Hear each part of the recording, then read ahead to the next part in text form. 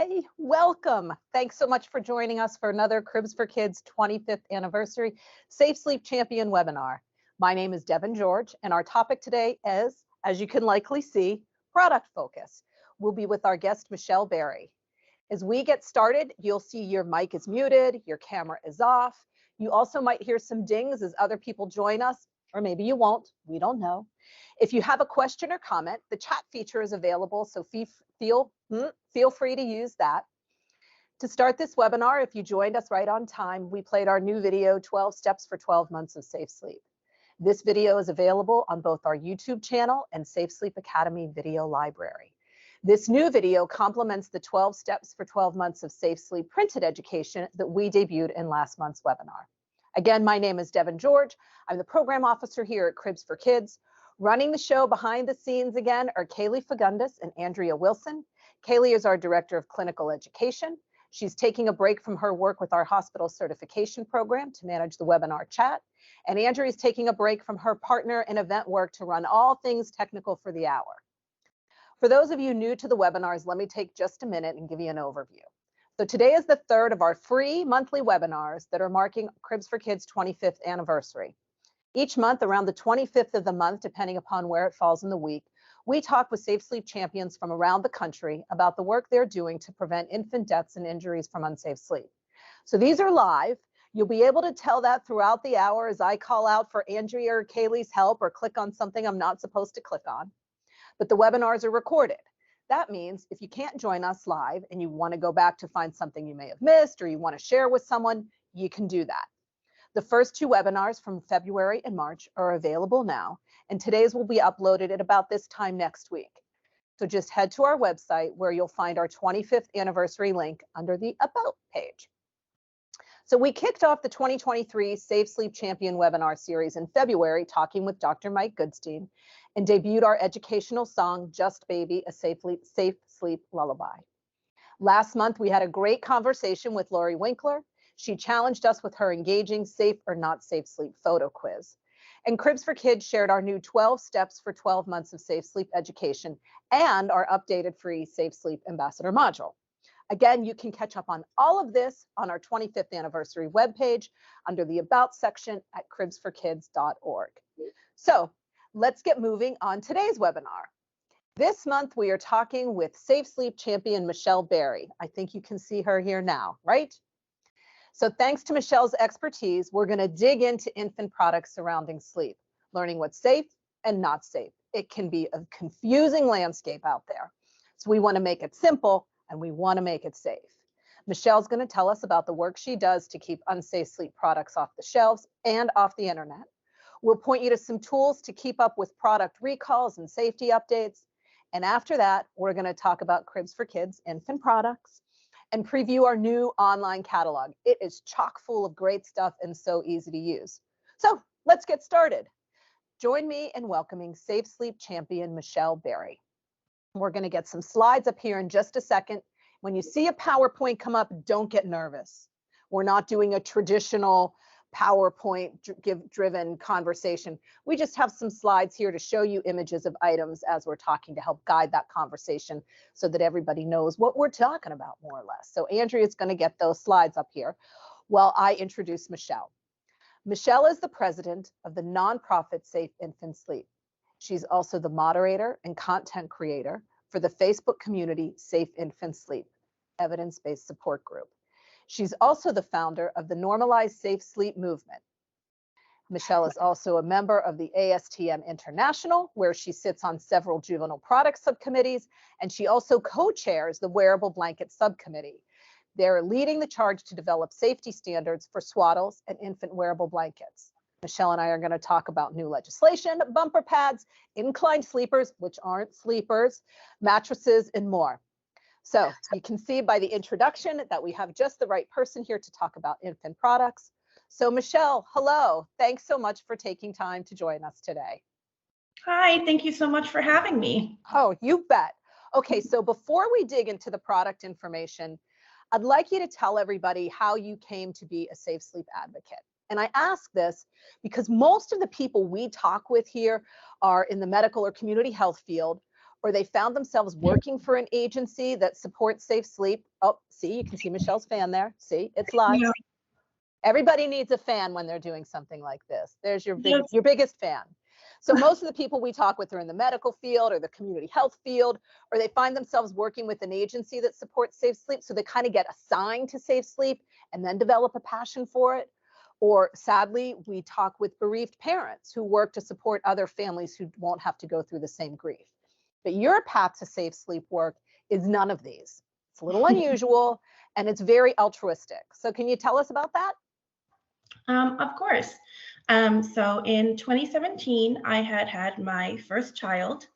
And just like most parents do, I turned to the internet to not only figure out what products I should register for and buy, but also to get support. Because as I always like to say, babies don't come with a manual.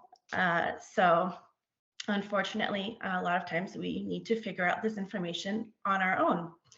And because of the fact that he was not sleeping well, as most newborns don't, I ended up using one of the products that people were raving about, which was the Rock and Play.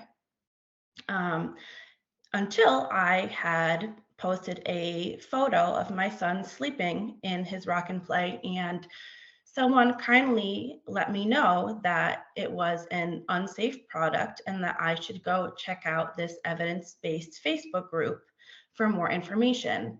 And I did that. I was a little bit hesitant, but I'm very glad that I did. And pretty much the rest was history. I then saw how unsafe it was. I told my pediatrician that he was sleeping in there, and her words were, "Get him out of that thing now." And this was in 2017. So the recalls and all the information about the fatalities had not even come out yet. So I definitely found myself to be very lucky that I had stumbled upon this information that may have saved my son.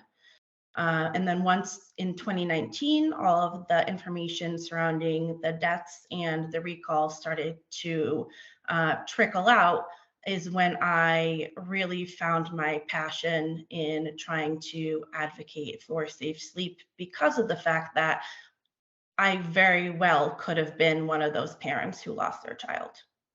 Yeah, yeah. And it's just such a tragedy. And there's a lot in what you just said. First of all, it's really great that somebody from social media reached out to you, but it's even better that you responded to that openly and welcoming, which not a lot of people do, and that your pediatrician was on top of this. So that's all so important and kind of too, yay, thumbs up for those. And we're going to talk about, you mentioned the Facebook page, Safe Infant Sleep Evidence-Based Support Group, which you guys can see. This is the page right here. And we're actually going to talk about that Facebook page and other online and on-demand resources for infant safe sleep support in July's webinar.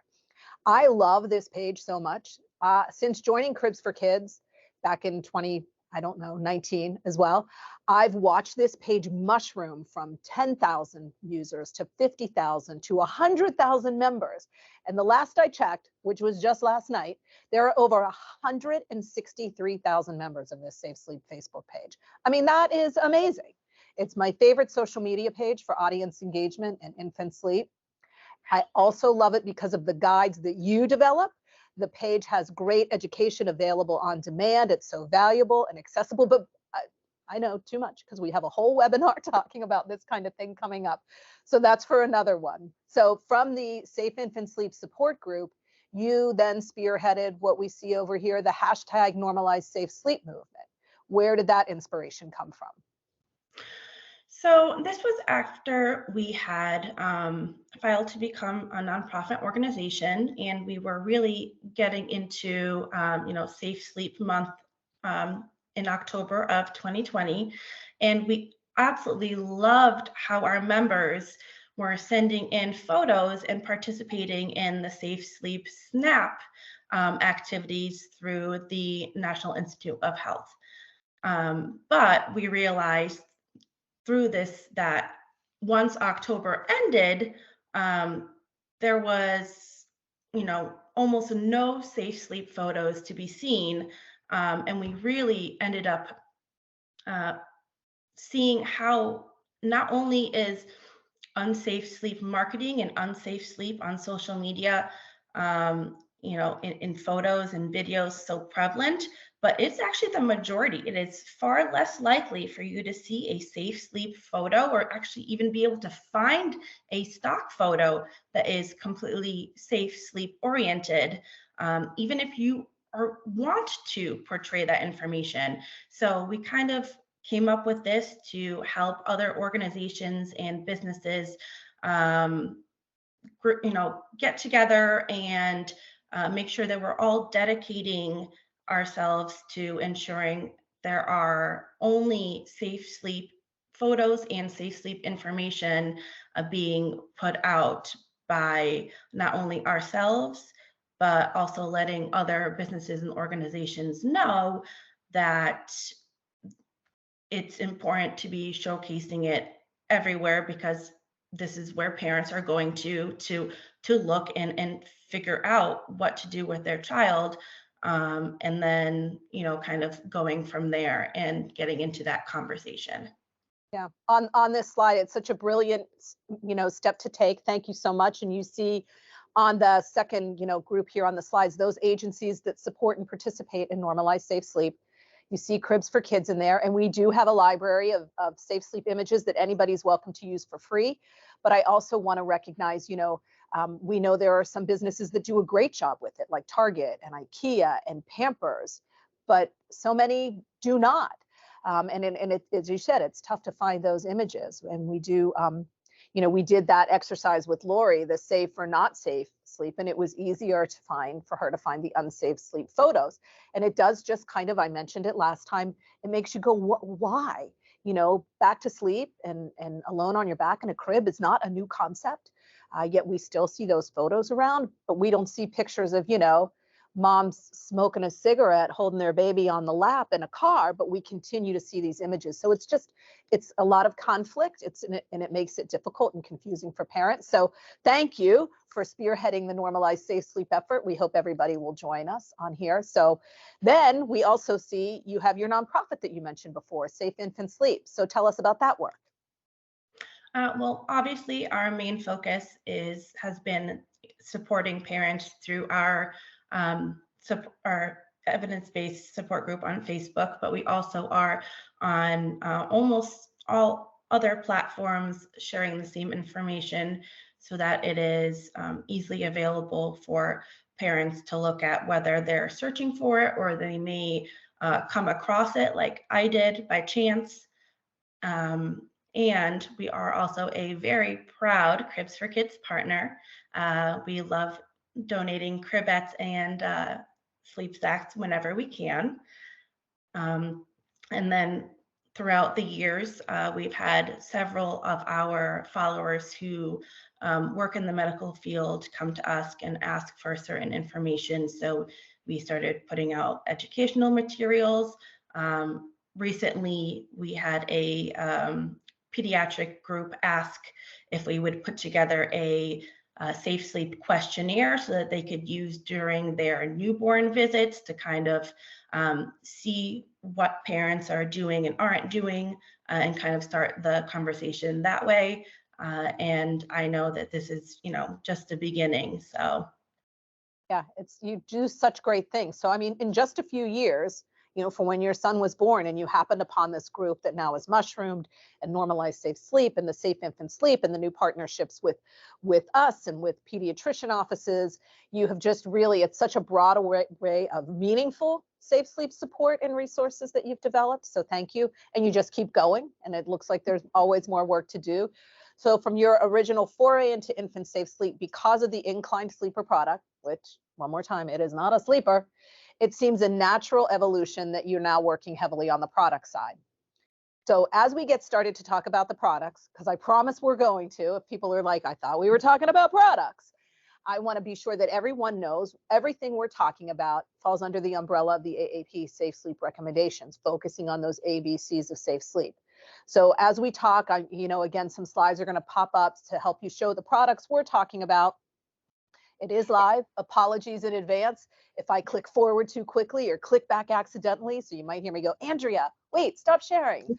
So, but let's start with the biggest and what we hope is the simplest, but not question.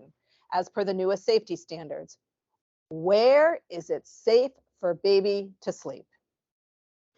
It pretty much a bassinet, crib, or play yard that passes the ASTM or CPSC safety standards for those items. So that seems pretty simple, right? A You crib would or a mini crib, right? A crib or a mini crib, both say crib in them, or a bassinet, as you see here, or a play yard. Again, we have a little bit of affection for this one, the Cribs for Kids one. So when someone asks you, is it safe for sleep? And it's not a crib, bassinet, or play yard, the answer should be no, it's not safe for sleep. But there are so many other options out there. So what about the bedside sleeper? So the bedside sleeper, while is not listed as one of the recommended places for your infant to sleep, it is within the CPSC infant sleep product rule, and therefore it is considered an option for parents who decide to use it. But at the very least, if you are going to use it, please ensure that it passes the necessary safety standards. And another thing to know is that a lot of these are also bassinets. So many of them, if you want to look into these, it's good to have one where you can actually lift the side up all the way. It's secure and can be used as a bassinet, which is the preferred method. So if you got one of these, you can reach out to your manufacturer and see if it also passes the bassinet safety standard if the side is all the way up. If you're just learning this, now that is the preferred item over these bedside sleepers, because there really hasn't been much safety data put out surrounding the hazards. So it's still best to stick with a bassinet, play yard, or crib that passes the necessary safety standards. Yeah, and you'll hear this a lot when we talk over the next half an hour or so, right? Passes the safety standards, check with your manufacturer, passes the, right? So I won't say it again, but we'll say it off and on, right? But so that's the bedside sleeper. But what about these in-bed sleepers?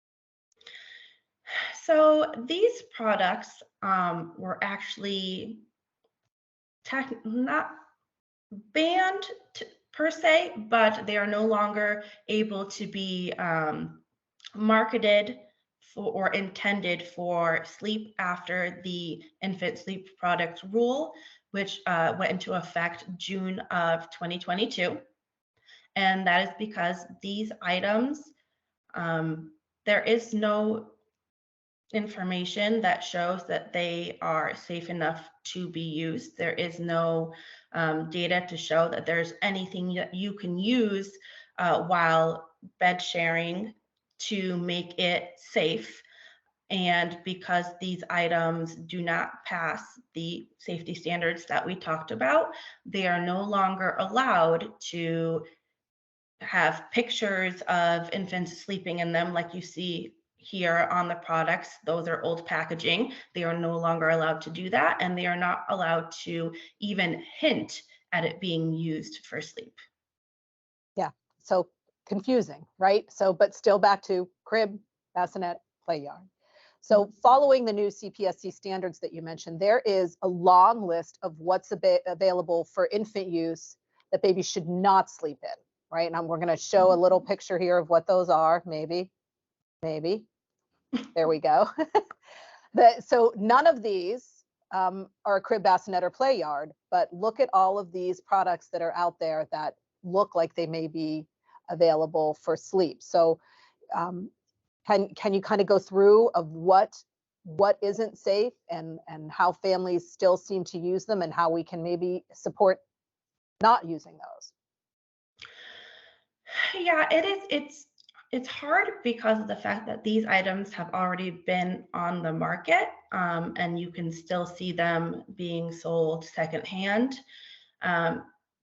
But it really all comes down to the fact that if it's not labeled a bassinet, crib, or play yard, or it doesn't pass the safety standards for one, that means that it does not meet the requirements that have been put out for safety use. So all of these items here um, were not found to be safe for infant sleep for one reason or another.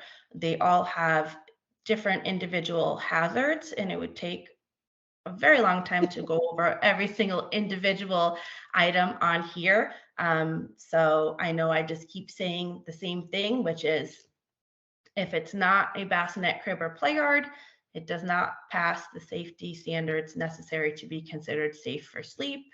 For whether it's because of what it's made of or how it's made, as we've seen with inclined items. And pretty much that's really all we can say, unfortunately. Right. Sorry. It's again, I feel like we almost can't say it enough. Crib, bassinet, or play yard, crib, bassinet, or play yard. So let's talk about, though, for a second, the DockATot that you see here. It is Yes. not safe for sleep. Not only do we see babies sleeping in them when they're on the floor or like up on a dresser or a table, so not safe, but we also see people putting them in the crib or the play yard and then putting baby in them. So what are some product safety standards that are working to prevent the use of the DockATot? So pretty much is there was a safety standard that was being looked at surrounding lounger items or in bed items, and essentially that is on hold because of the fact that the information that came out thanks to Dr. Aaron Mannon that showed the risks surrounding items like the DockATot. And that is also why they are now no longer able to sell their infant nest product, even though they were no longer marketing it for sleep, because of the fact that the damage had essentially already been done. It had been marketed for sleep, and that's what parents were using it for, and thus it just kind of continued to be used that way even after the sleep product rule went into effect. And this just really shows us that you know taking products off the market doesn't necessarily stop the use of it. We need to be better about stopping these products from entering the market to begin with. Yep, very good point. So I put up another slide here that have lots of other products, right? So you see the slings and a tent and a mattress topper. So even though this is a crib or a play yard, are these items ever safe? No, they are not. And that is thankfully why, as part of the safety standards put out through ASTM and CPSC, that they are a lot of different warnings that are being put on these products to ensure parents are aware of the fact that they should not be using products in such a way, that they should not be putting items into cribs, and kind of really reiterating the safe sleep recommendations within the manuals and any tags that are on these items to kind of, give them another, like you've said, I've heard you say before, the rule of threes. If you hear it and then you see it there and then you see it somewhere else, you're more likely to remember that it is not safe to be used in such a way. Yeah, it's super confusing. So the message is, right, a crib, bassinet, play yard, and only what came with it. So if it didn't come with it, so the bassinet feature that comes with a play yard, perfectly safe. Adding something into that bassinet or play yard or crib that didn't come with it makes it unsafe, right? Correct. Okay, so Let's just do that. Crib, bassinet, play yard, and what comes with it. So this takes us to the Safe Sleep for Babies Act, as you had mentioned that, and that is a new federal law that tells us things about an unsafe sleep products. Can you tell us about that law? Of course. So pretty much this law now bans the manufacturer, importation, sale, or even donation of padded crib bumpers and inclined sleep products. And when we talk about the padded crib bumpers, that includes the ones that are shown in this picture here, vinyl crib bumpers, and also vertical slat crib bumpers, which go around the individual slats as well. Unfortunately, they do not cover the mesh crib bumpers. Yeah, so we know that those inclined sleepers and those bumper pads should have been gone for a long time, right? It's an entrapment issue. You know, baby, it's the danger of having a little leg go through those slats, which are now closer together, is very little compared to the danger of the suffocation and entrapment risk with those bumpers. But so what about these mesh bumpers? So currently, there just hasn't been enough data compiled for them to include it in the act, but pretty much they don't really do anything. They just add this danger. Babies are still able to get around them and get their legs out. If a baby is rolling around, a little bit of mesh is not going to help protect their heads, from bumping into the side, and they don't really have the momentum to do any real damage when they're just rolling over in the crib like that anyways. So essentially it's all of the risk and no benefits when it comes to these. And we really hope that they get added to the Safe Sleep for Babies Act, or have an act of their own that then gets rid of them, because they really aren't necessary. Yeah. They really are not. Yeah, so no bumper pads, no inclined sleepers, not a sleeper.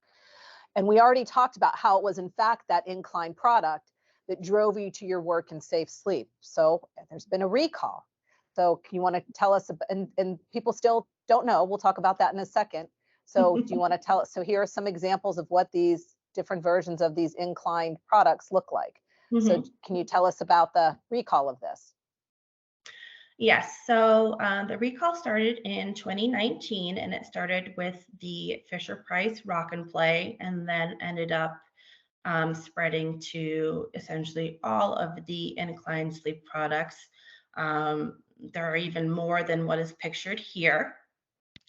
And pretty much what it is that there were all of these infant fatalities that were coming to light that had been occurring for years and years and years.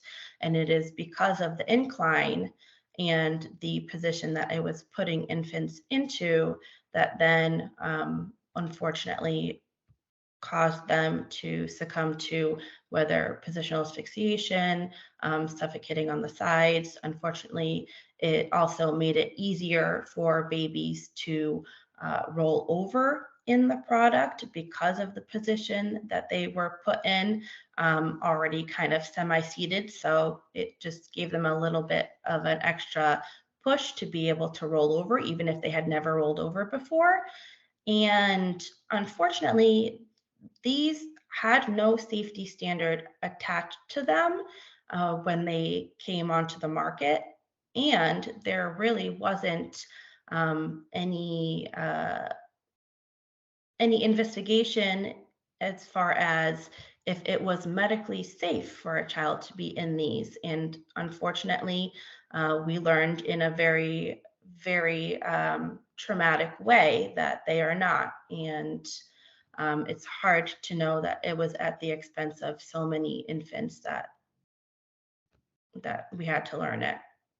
Yeah, it absolutely tragic. And despite the recall, right? They are still out there. They've been recalled again just this past January. Have you ever heard of a product getting a recall? I actually looked into this after the second recall came out, and there's only about one or two incidences, and they have never been um, for a product that is um, that has so many units and it's so widespread. So we are very happy that they did re-announce it, but more really needs to be done because they are still out there. They really are. So even after the second recall, the CPSC just earlier this month, and that's the headline I put up here, made a plea with social media to monitor these sales. I mean, they are that dangerous and they are out there being sold on Marketplace. So is there anything that we can do? Unfortunately, aside from if you see it on Marketplace, letting the individual know, a lot of time I will go on there daily and I will be able to find anything from a rock and play to even drop side cribs that were, banned in 2011, and they're still out there. And a lot of these parents really don't know the true dangers. So just a message being like, hi, I didn't know if you were aware, but these items are banned, which means that they cannot be sold or given away, um, and hope that they end up taking it down. But unfortunately, there is no option to report it for being recalled or banned.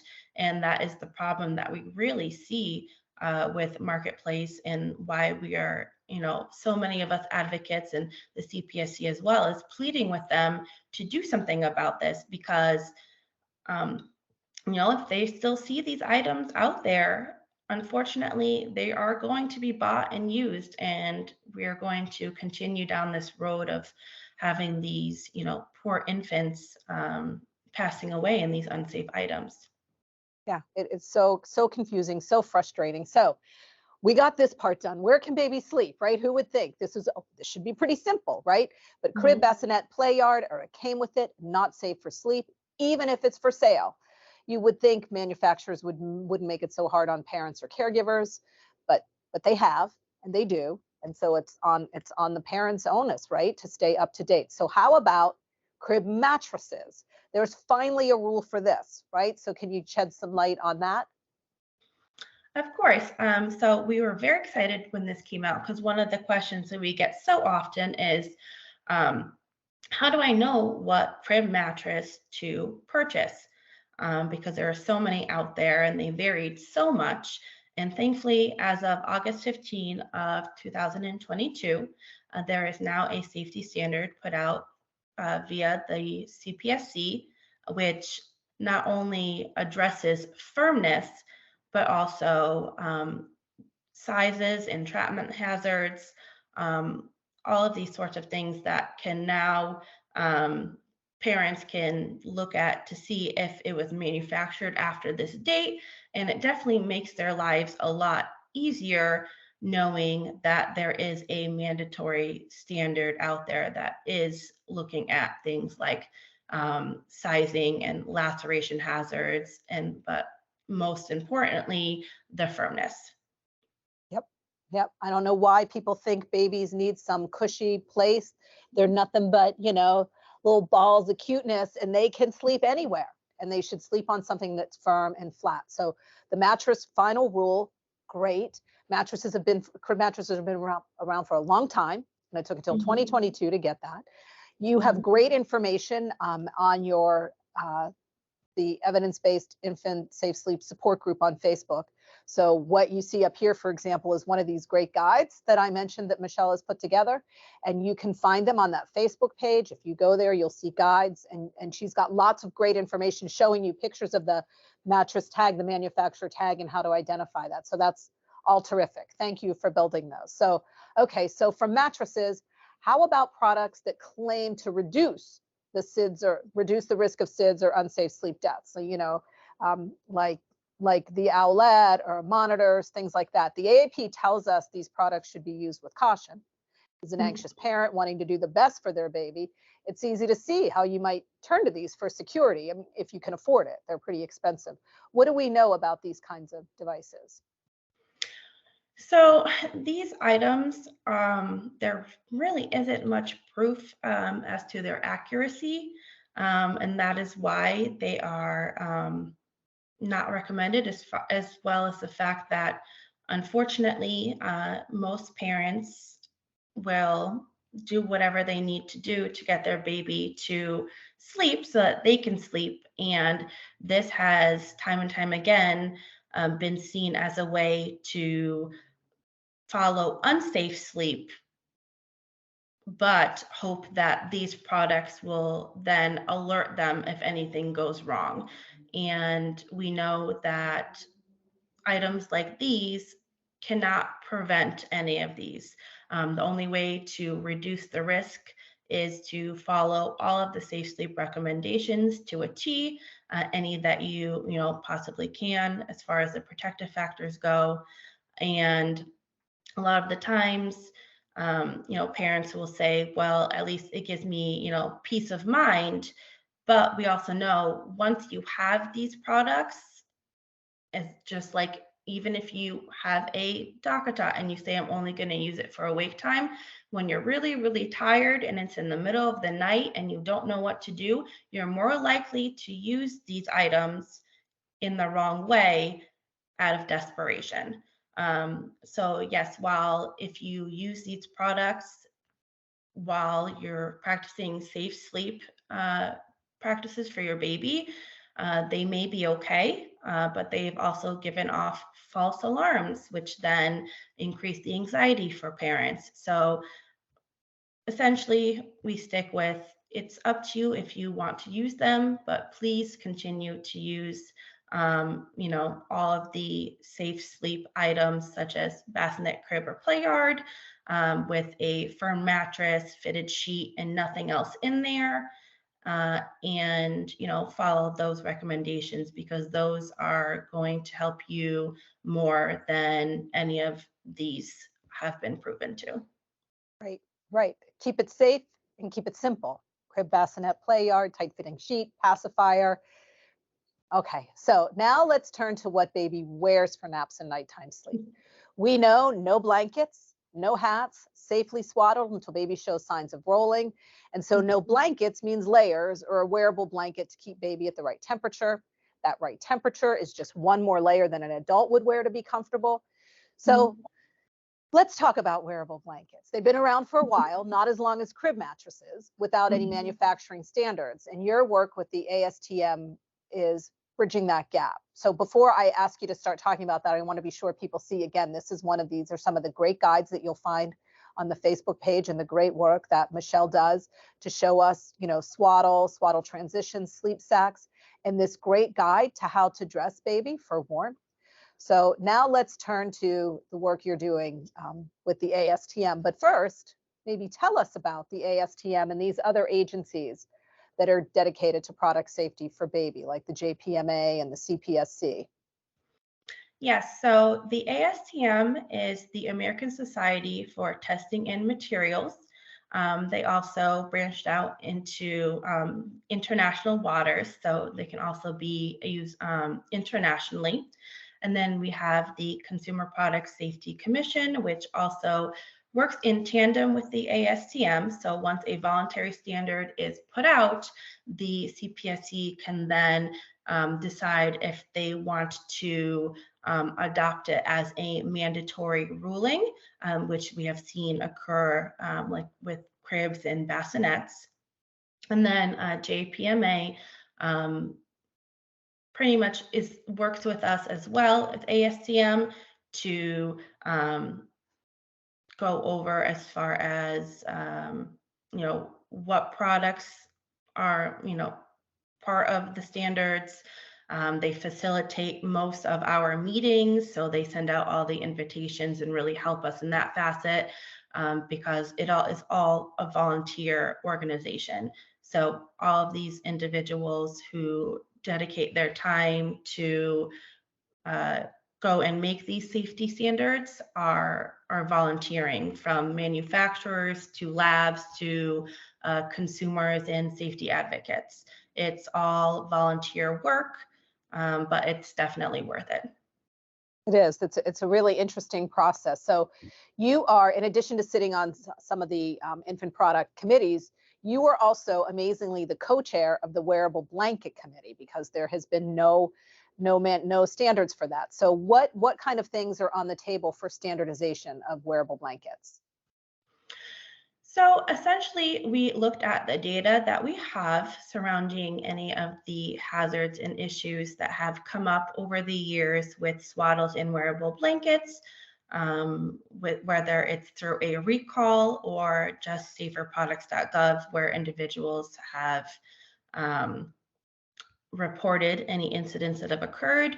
And then we take those into consideration and figure out in what ways can a safety standard make them safer. And that goes from stating exactly what types of items are included in the scope of the standard, what performance tests are going to be made mandatory within the safety standard to be tested against, what warnings have to be put, and it's exactly, what is exactly said in each warning and where it goes. Pretty much all of that information is gone over in when we talk about these individual safety standards. So you really rely on families reporting incidents that they might have with them, right? Like we've heard the one about the zipper in the tooth, right? Hmm. Yes. So, reporting those. So we do rely on the consumers telling us what happened. So when something does happen, you need to let them know, right? How do people do that? So reporting can be done through saferproducts.gov, which is a reporting database put up via the Consumer Product Safety Commission. You can also use that to look up any recalls, and it's entirely public. So not only can you report, but you can go search items as well there. Um, and this data is it's relatively new that we're able to go and publicly have this information available and actually us as consumers report this, because it used to only be when it occurred, when a healthcare professional or an investigator or the hospital would have to report a fatality. But then unfortunately we know there really aren't any clear-cut protocols as to what needs to be looked at in these incidences, and so many end up getting overlooked. Looking at some of the databases, it was estimated that only 4% of incidents that occur uh, with juvenile products actually get reported. So 96% of them, it's estimated that we have absolutely no idea that there was an hazard, or whether it's an injury or a fatality that occurred while using one of these products. Yeah, amazing. So we'll share at the end of this webinar some of those websites that Michelle has mentioned. I see some questions popping up like, how can I report this? How can I get recalls? And we'll share that with you soon. So I want to talk a second too just about weighted blankets, right? The AAP says no weighted blankets. It's interesting to know that the other co-chair with you on the wearable blanket safety committee is actually a member of the manufacturer of some of the weighted products. So, but tell us what we know about those. So even though some of them have been out for a number of years, there really isn't enough data to say that they are safe to use, which is why, thankfully, and we are very, very grateful that they were included in the new AAP recommendations. But unfortunately, like I had just stated, if they're being overlooked as a possible hazard when investigating these injuries and fatalities, the data is just not going to be there. And these safety standards, the changes that are made, rely almost entirely on these reports. So could they be happening? I'm sure they are. but if it's not reported, then it doesn't get considered, it doesn't get seen, and therefore that is what is allowing these products to essentially stay on the market. Yeah. And the process can be kind of tough, right? You're trying to get a committee of consumers, manufacturers, advocates all in agreement on something. So is there a sort of timeline or expected date that's circled that we might have a safety standard? Um, Unfortunately, at this time, we are still working on it because of the fact that it essentially is created from scratch. Therefore, there's a lot of back and forth when it comes to figuring out exactly what testing and requirements are necessary. We've been doing this for about a year and a half now, and at this point in time, I hope that within a year it will finally be finalized, but I really can't say for sure. I'll see Michelle a lot next week with those ASTM committee meetings. So in the meantime, until you hit that date, what wearable blankets can parents feel comfortable buying and using? Right now, pretty much if it is a non-weighted swaddle or wearable blanket product, and it fits the sizing requirements put out by the manufacturer. So make sure you're looking at height and weight, not just age, because we know that babies vary entirely. And also making sure that you are dressing them appropriately. So you're not, having your baby wear a fleece item during the summer, and are checking on that to ensure they're not overheating. That's pretty much the main information that we have at the moment. Okay, great. And we're going to talk about some wearable blankets that Cribs for Kids has to offer. And we have covered a lot of ground here. We know we have lots of, I've seen it fly up in the chat questions. So know that at the end, we'll hang on. If Kaylee hasn't gotten to your chat, we'll hang on and address some of those.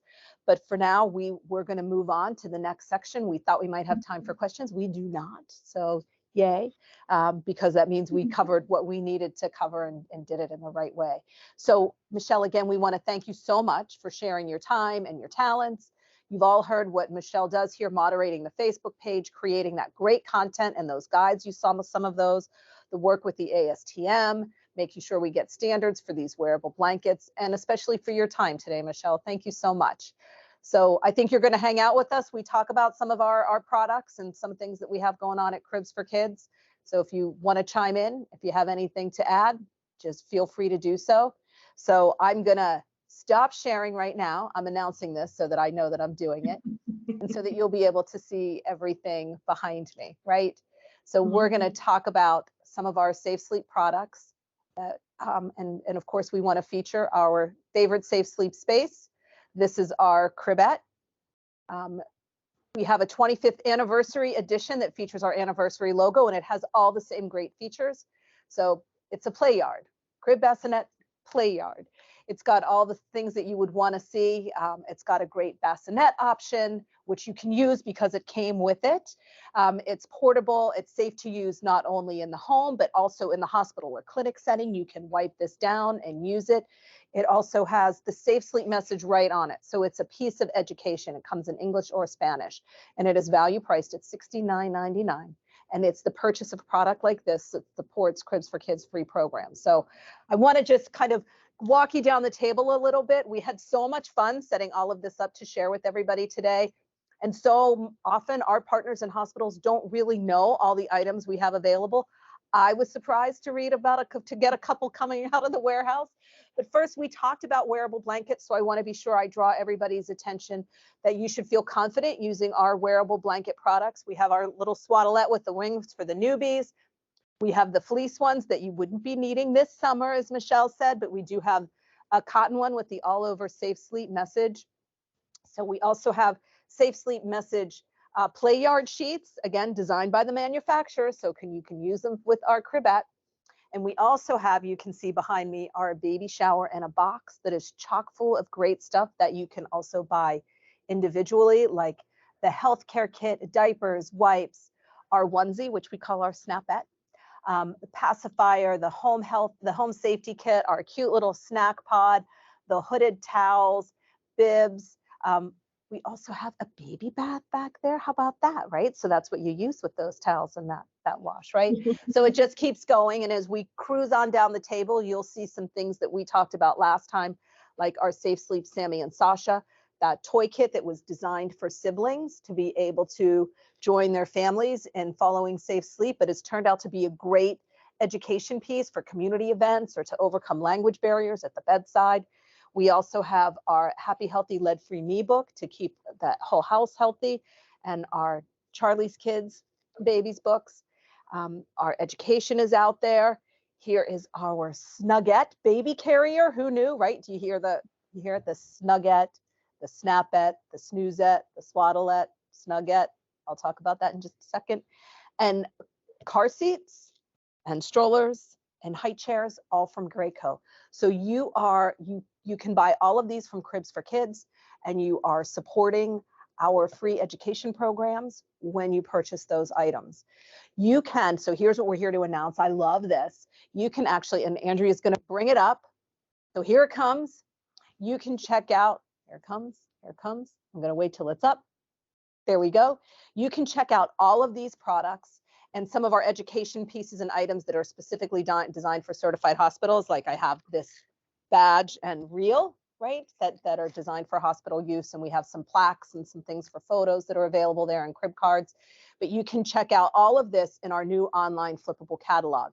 So it used to be you needed a username and password to get to our partner store to see all of this great stuff.